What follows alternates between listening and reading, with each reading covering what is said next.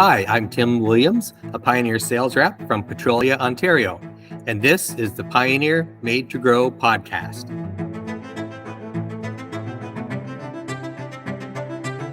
Thanks, Tim, and thank you for listening to the Pioneer Made to Grow podcast. I'm Andrew Campbell, and as a grain grower, choosing varieties or herbicide systems is part of the job. But as we get closer to the time that Pioneer is moving all their soybeans to the Enlist system, it puts a new kind of pressure on a grower like me, and maybe for you, to find those new varieties that will work well with both our management system and with our soil type. After all, for me, the bottom line has to be yield. That's why, in today's episode, we thought it would be a good idea to have that conversation. As more and more soybean varieties come to market under the Enlist system, now seems to be like the right time for me and maybe for you to switch over. So what's the best strategy to make that process as seamless as possible? For this conversation, we've got three great guests around the table, all joining in. John Seliga is an area agronomist with Pioneer, covering the southwest part of Ontario. Phil Emmott is a territory manager for Pioneer. And Chris Robson is on the Corteva side as a retail territory manager. John, Chris, Phil, thanks for joining the podcast, guys. Pleasure to be here. Hey, Andrew. So, Phil, I'm going to start with you because we've had this Enlist soybean conversation in the past right here on the podcast. And if I remember back to, it was probably a couple of years ago, we last had this conversation. And one of the things that stuck out in my mind was how many growers in the United States were growing it and what kind of the adoption was like here in Canada. Can you maybe kind of bring us up to speed? Like, has adoption in the United States continued to grow on Enlist? And just where is adoption across North America on this? Yeah, for sure. Thank you for the question, Andrew. And Enlist continues to be the increasingly the trait program of choice for sure in the United States. And I think when we last talked, we were probably around somewhere between 35 and 40% of the United States soybean crop. And this year we're going to be between 55 and 60% of the U.S. soybean crop will be traded with the Enlist program. And certainly those results are not just because it's easy or something like that. It's gotta be because it works well and probably works the best for those growers. So as it continues to increase and continues to grow, last year we saw some territory swip completely from other trait programs to 98% Enlist, and it's because of those strong yield performance and all the agronomic package that the Enlist trait brings, as well as the flexibility that is that Enlist herbicide system. And I think, for me, I think to myself, okay, if this has been a process in the U.S. for, the last number of years, clearly it's obviously a priority on the research side, on the breeding side, on making sure that the absolute best genetics are in this system for those growers, which in the end means the best genetics for us as growers here in Ontario too. Yeah, for sure. So, the Enlist system has been 100% the focus of our research program for the last 3 years from a breeding standpoint, but it's certainly been a huge focus for us for the last, 7-8 years as we have brought varieties to market. So the ones that we are bringing to market now are the very best genetics with our best genetic packages. And that's why you're seeing excellent yield results this fall, as well as excellent results in terms of how clean these fields are. So really great agronomics matched up with great yields with the herbicide package in the background. So then, John, I'm going to bring you in on this, kind of for the local perspective, because we're starting to see some big transition in acres here in Ontario to that Enlist system. Kind of give me a sense on what you see in field in action on all of this stuff. Like, is the performance kind of where you would expect and where we've seen other varieties, other systems perform?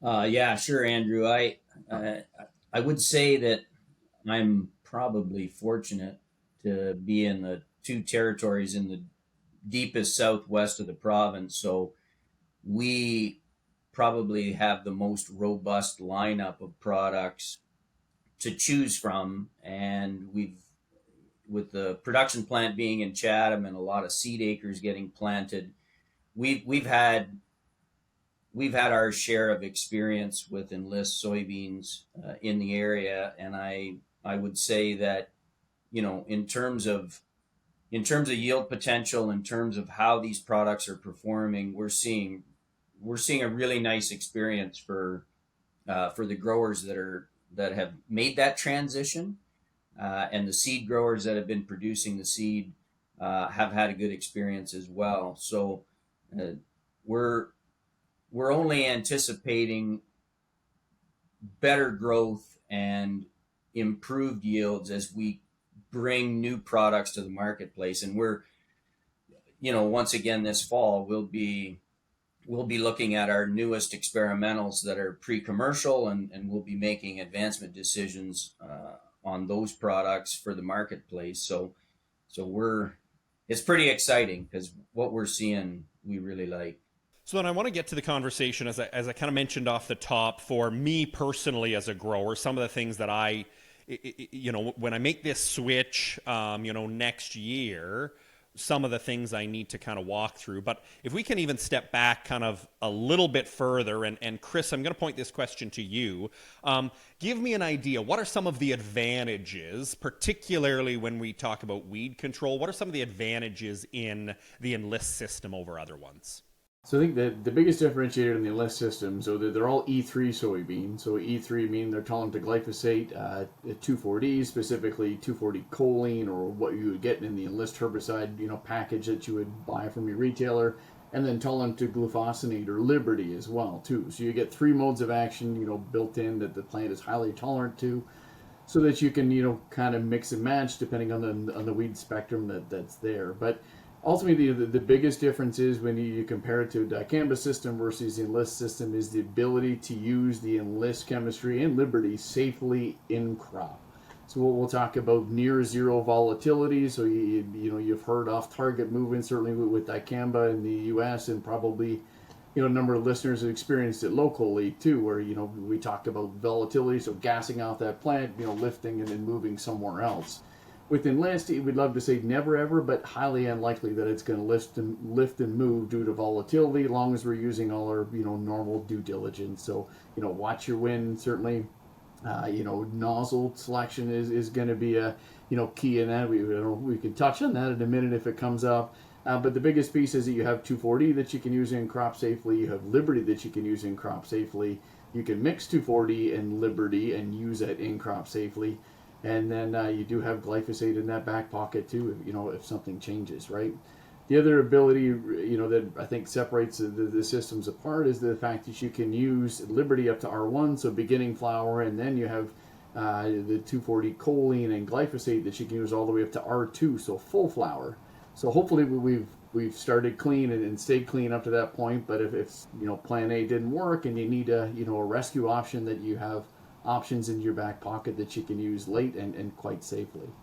And then in terms of, the weeds that I'm really trying to control, or that I have to control in the future, obviously we've had these herbicide-resistant weeds come in. It's not new for our farm. The whole reason we kind of switched systems in the first place was fleabane. What are some of the other ones coming up where you think this system might actually hold an advantage for a grower like myself?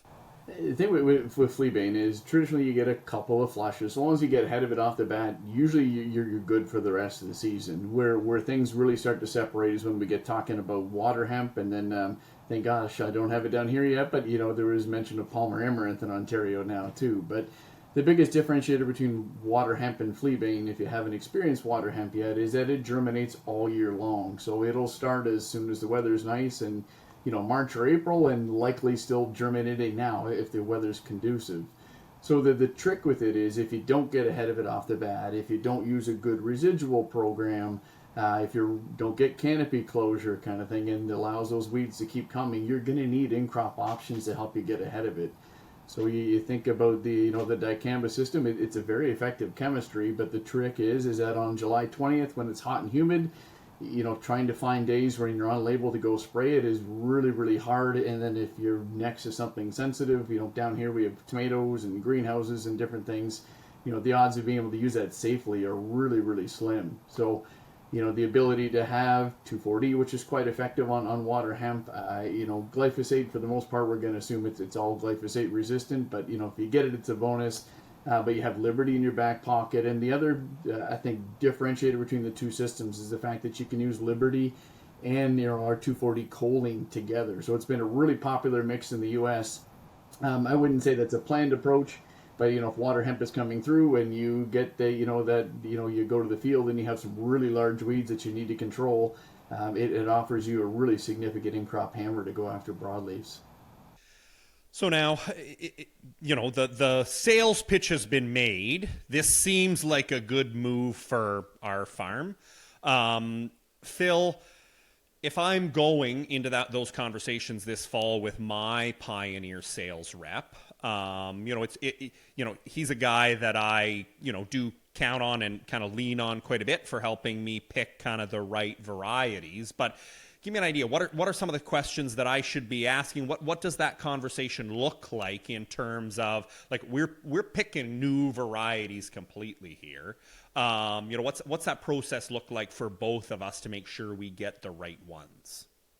Yeah, so I think in that situation, you're going to want to just maybe spend some time just understanding how these might be a little bit different, or what can I expect compared to what I'm used to, right? So I'm used to whatever bean. Here's the things I liked about that. What does this new one offer in relation to that? And I think that's a good understanding. Are these going to be quicker out of the ground? Or are they going? What do these offer? What do these offer as well as just being Enlist? Is that the only thing it offers, or does it offer some additional agronomics? Like, is it really good on white mold? Does it offer some soybean cyst protection? What other things does this new variety bring as in addition to being a new bean? Because I think what we're going to find, and I think most growers are going to find, is that the system is really in the background. These new varieties offer a lot of things in addition to the system. So they do offer very good yield. They do offer very good agronomics. They are going to offer great maturity, good dry down, all those things that our growers are used to and demand, as well as a great flexible herbicide package. Well, because it is one of those that I found over the last, especially the last few years, how much more mindful I have to be, and not just, okay, this bean is good on this soil type, but man, I need it to also be protected from white mold and nematode and like a whole bunch of different things that seem to really want to attack the beans around here, Phil. So it's one of those things of that conversation does seem like it's a good one to have with my rep about, just to make sure we get the whole package in a bean. Oh, for sure. And I think we're asking a lot of these crops now, and that makes sense, right? Land is not what the price of land was 15 years ago, so we expect greater yields than we expected 15 years ago. So I think no different than an Olympic athlete. They are much more prone when things go wrong. We need think of these varieties as we need them to be able to manage and bring help when some of these diseases or some of these other factors play. So then, John, in terms of, okay, I have this conversation with my sales rep. Now give me an idea in terms of, how I'm going to properly plan. What might be, is there anything different I need to think about going into the 2024 growing season when I am switching the varieties to make sure I'm setting myself up for success on that yield? Sure. I think, for all intents purposes, you're not going to change a lot of what you've done in the past. You're going to select the maturity that you're comfortable with and what works for you in terms of what your cropping rotation is. You want to make sure that you're focused on the most prevalent disease package that you need, and certainly cyst nematode is one of the things that we deal with regularly in southwestern Ontario, and fortunately for us, our breeders have done a great job of incorporating a blend of the Peking and the 88788 sources soybean cyst resistance. So we have the options for growers to deploy the trait that they would like to use or the source that they would like to use. I think, and in my area of Ontario, we're definitely seeing where we need to start rotating that source. So having that opportunity is really important, and growers should know, in a sense, know what they are looking for and talk to their sales rep about that.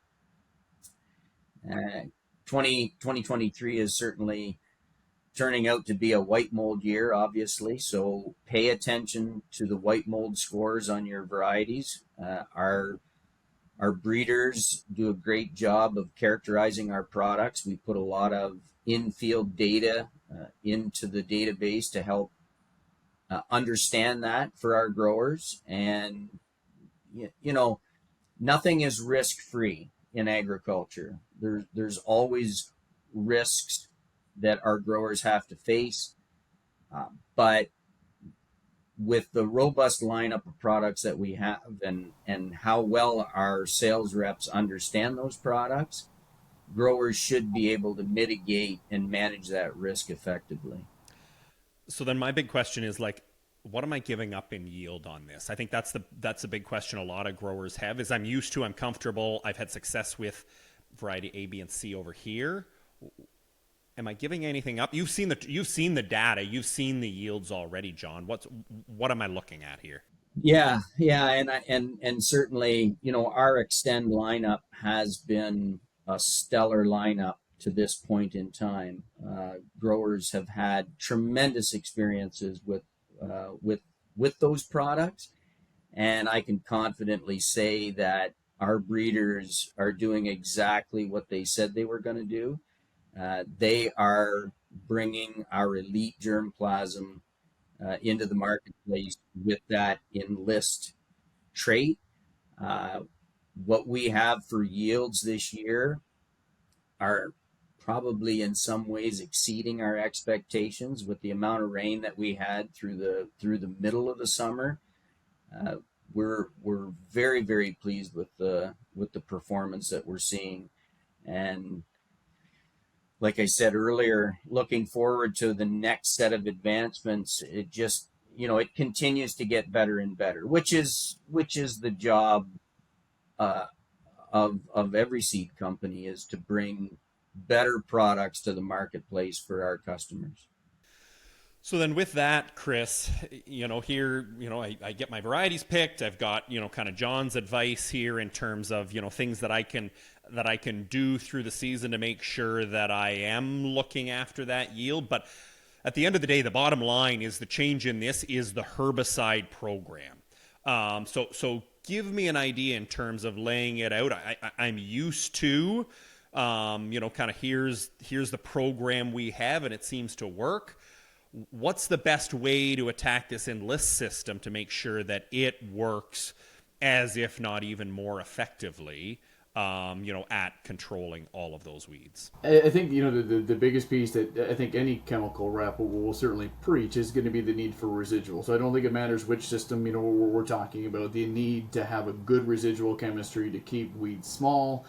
We talk a lot about weed resistance, so the more modes of action and effective modes of action we can throw at a lot of these weeds to keep them guessing and keep systems viable for as long as we can is certainly going to be, number one, regardless whether we're talking like Extend, Enlist, IPs. We talked about water hemp earlier. There's 5-way resistant water hemp, or at least water hemp, that's resistant to 5 different chemistries out there. So the need to use a good residual to keep it at bay and keep things guessing is going to be paramount for the whole industry kind of going forward. So I can't say that enough, and I don't think any chemical company would argue the fact that using a good residual setup chemistry is going to be paramount going forward. But the big changes in the growers will need to kind of think about is tank clean out. So if you've been a dicamba user in the past, it can get hung up in the plastic. That sprayer, or if you have a little bit of residual kicking around, it takes very, very little dicamba and off-target beans to elicit a response. So, make sure you're doing that good tank clean out kind of prior when you're switching systems. We've had growers this year that have done, a reasonable job cleaning out or to the best of their ability, but left some glyphosate in the tank or left some Liberty in the tank, which happens to be really, really good tank cleaners, and it peeled a little bit of dicamba out of some plastic and, elicited a response in some Enlist beans. So you may see some of that. I don't think there's a lot you can do as a grower to completely prevent that, other than try and do your best to do a good, good tank clean out. I mentioned nozzles earlier, so that's going to be another kind of change, but not a drastic change. When we moved to the Extend system, they wanted an extremely coarse nozzle, so you got big water droplets, so that chemical fell, and hopefully limited that volatility concern. The give up with that is that you give up a little bit on coverage. So I do want growers to move down in nozzle size to either a coarse or extremely coarse nozzle. We'll get a little bit better coverage that way, which is nice. So when we think about weed efficacy, but I don't want that dicamba tip, for lack of a better term, that you've likely been using the last couple of years. So most growers likely have coarse ultra coarse nozzle on the farm already. So hopefully no need to go out and buy something that you don't likely already have. Water volume, standard, usually 10 to 15 is fine. When we get talking Liberty, that is going to be a bit of a change. If growers aren't used to spraying with Liberty, they're going to want to think about spraying on a hot, humid, sunny day. Liberty works so much better when the weather conditions are right, and then it does need increased water volume. So kind of a minimum of 20 gallons per acre to make that system work well. And in terms of everything else, the Enlist chemistry has a built-in drift retardant in it, so it takes drift way down, but drift is still going to be your number one off-target concern. As long as we're using the other kind of best practices that we talked about. So, watch your wind speed, watch, direction if it's blowing against something sensitive. Same rules you do with any chemistry that you're out spraying. But say tank clean out is certainly going to be key, when you're starting from one system to the other. Like I said, potentially switching nozzles and then just getting used to working with some of the new chemistries, right? So it sounds, straightforward enough in terms of, with a couple of little adjustments, all of this process seems like it's very doable for us around our farm going through all of these stages. My last question here before we wrap up is, how many of you think it's a good idea for me to run two different systems? Because there's always that little bit of me that says, okay, maybe I can ease my way into this change. Show of hands, how many think that's a good idea? Because I have a feeling it's maybe not. No one's jumping on and supporting the idea. I mean, can it be done, Andrew? It can be done. The level of complexity, I think, is much greater, right? It's records, it's cleanouts, it's all those things. If I guess my concern back would be what is the need to, right? And I don't think there is a need to run both systems. I think the level of complexity is so much greater to make sure that we're clean out and we aren't putting Enlist 1 on our Extend beans or Extend Max or dicamba on our Enlist beans. It's like running an extra crop, and that's probably how it needs to be looked at. Yeah, and Andrew, I'd like to add one thing there. We spent a lot of time talking about the sprayer and keeping things organized and on track with the sprayer, but the mishaps that we've already had some experience with, and I can share some of those, it starts with the seed. So, it's 10 o'clock at night and you need 12 bags to finish a field, and you send somebody to the barn and they grab some beans. A lot of beans are beans in the shop or in the barn, and it just so happens that they're a different trait package. You put those in the planter, you finish a field, you have the same outcome as if you would have put the wrong chemical in the sprayer, right? So those are things that come to mind when you talk about running two different programs in the same year. It does create an added level of risk. It can be done, like Phil said, but it definitely increases risk. Well, and I even, when you mentioned that, I think, okay, then we have to pull the air seeder home and get it cleaned out between varieties, because obviously we can't, even a little bit, you're wasting that seed if you think it's going to survive. And even making sure, we try really hard in record keeping. We're better than we used to be, but I won't pretend that our record keeping is even perfect, that this variety we know made it in that field. So I do appreciate that, and think you're probably right that the only reason I would keep 2 is to just have some level of comfort that I don't even think I really need. So really, gentlemen, I appreciate all of you in walking me through kind of what's going through my head, and I think what's going through a lot of growers' heads as this change gets made, and as we see by 2025, all these Pioneer beans are going to be Enlist traded beans. So Chris, John, Phil, thanks very much for joining the podcast today. Thanks very much for Thanks, having us. Andrew. And thank you for listening to the Pioneer Made to Grow podcast. On behalf of the entire team working behind the scenes on the show, we appreciate you listening. If you haven't already, you can always check out past episodes of the show in podcast apps like Apple Podcast, Spotify, or wherever you download your podcasts. You can even now find video versions on YouTube by searching Pioneer Made to Grow podcast or looking up the Corteva Canada channel. You can follow Pioneer Seeds on Twitter at the handle Pioneer Seeds CA, or my personal handle, Fresh Air Farmer. And don't forget, if you're ever looking for more information or advice, just ask your local Pioneer rep or visit pioneer.com/Canada.